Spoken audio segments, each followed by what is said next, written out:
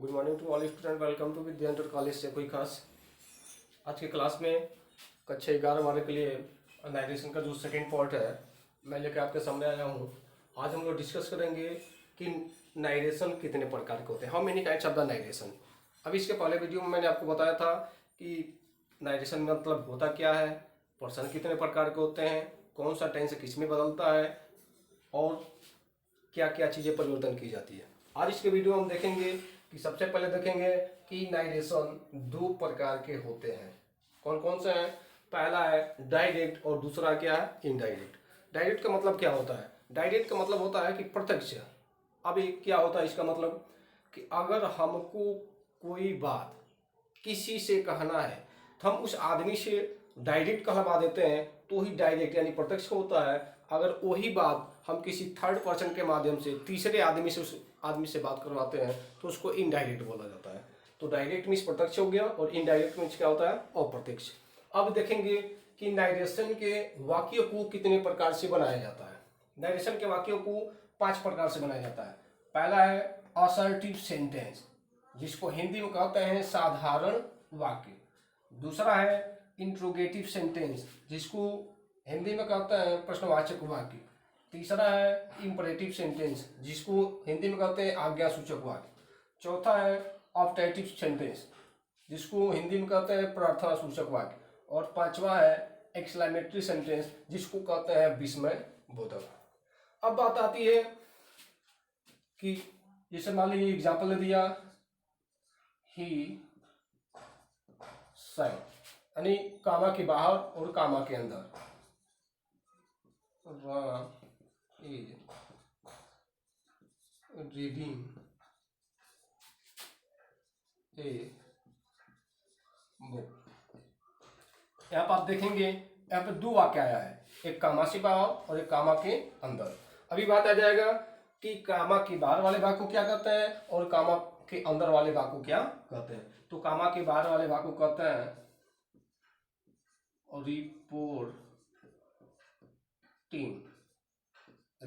Reporting verb, और कामा के अंदर वाले भाग को कहते हैं रिपोर्टेड स्पीच। इसको शॉर्ट में बोलेंगे आरबी, इसको शॉर्ट में बोलेंगे आरएस। फिर से एक बार ध्यान देंगे कि कामा से बाहर वाले भाग को क्या कहते हैं और कामा के अंदर वाले भाग को क्या कहते हैं। तो कामा के बाहर वाले भाग को रिपोर्टिंग वर्ब कहते हैं और कामा के अंदर वाले भाग को रिपोर्टेड स्पीच कहते हैं। अब हम चलेंगे सबसे पहले असर्टिव सेंटेंस कि असर्टिव सेंटेंस का रूल क्या होता है और असर्टिव सेंटेंस में वाक्यों को कैसे बनाया जाता है।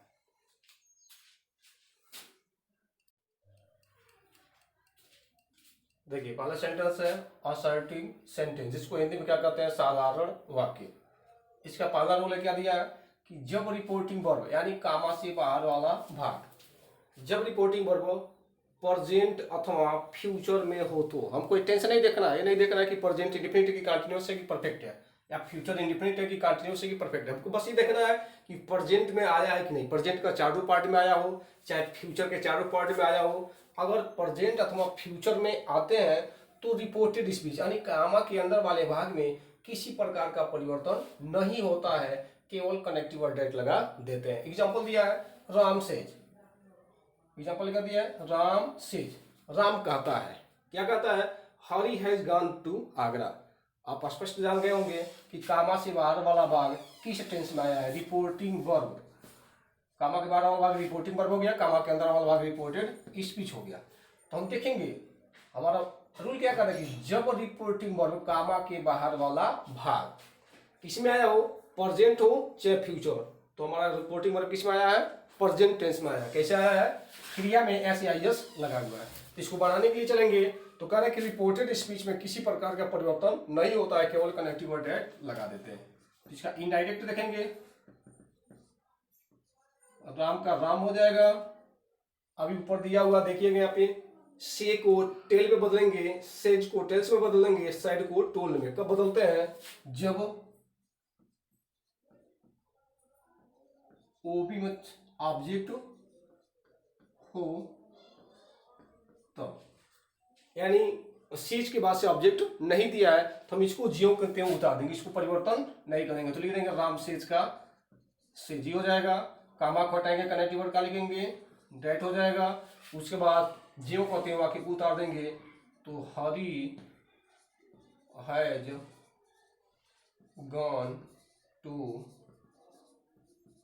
आगरा। लास्ट में फुल स्टॉप। सब कामों को क्या कर देंगे, हटा देंगे। नेक्स्ट एग्जांपल है, डायरेक्ट एग्जांपल दिया है,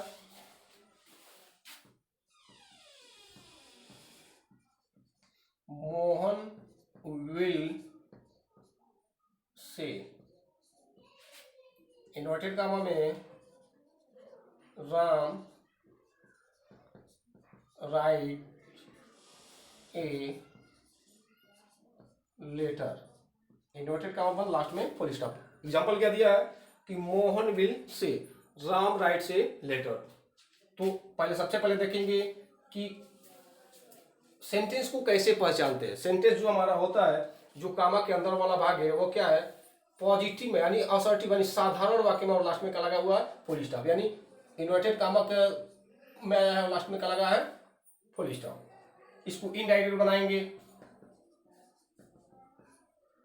तो मोहन का भी ध्यान से देखेंगे, फिर वाक्य को एक बार और पढ़ेंगे कि मोहन विल से, राम राइट से लेटर। अब देखेंगे कि रिपोर्टिंग वर्ब हमारा कामा के बाहर वाला भाग किस टेंस में आया है। तो स्पष्ट दिखाई दे रहा है इसमें विल या सेल, यानी मतलब विल है, तो जैसी बात है किस टेंस में आया है, फ्यूचर में। तो बनाएंगे इसको, मोहन विल का विल हो जाएगा और से का से, क्योंकि से के बाद ऑब्जेक्ट नहीं है। फिर इन्वर्टेड कामा को हटा देंगे, लिख देंगे dead.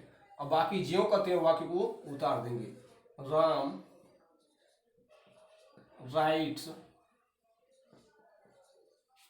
A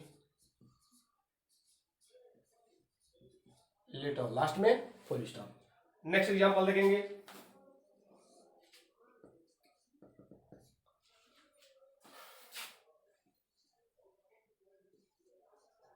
Sohan has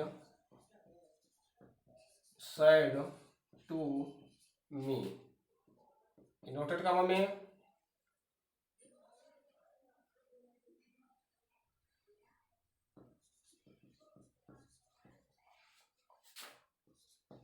Asha is very intelligent,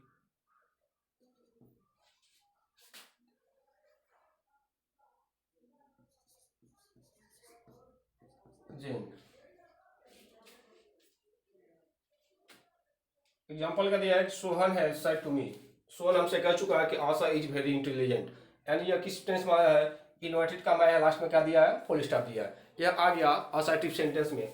तो इसके बाद हम क्या करेंगे, असर्टिव सेंटेंस में आ गया तो पहले रूल को, रिपोर्टिंग वर्ब को पहचानेंगे। किसको पहचानेंगे, रिपोर्टिंग वर्ब को।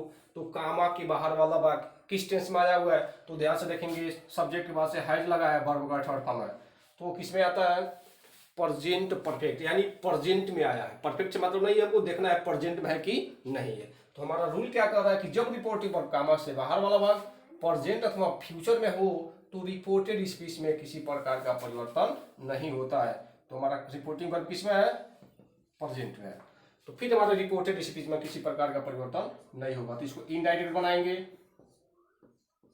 सोहन का सोहन हो जाएगा, हैज का हैज हो जाएगा, लेकिन यहाँ पर सैड टू को हम बदल देंगे, सैड टू को बदलेंगे टोल्ड में। क्यों, क्योंकि सैड टू के बाद क्या है, ऑब्जेक्ट है यानी मी है, तो लिख देंगे सोहन हैज टोल्ड मी।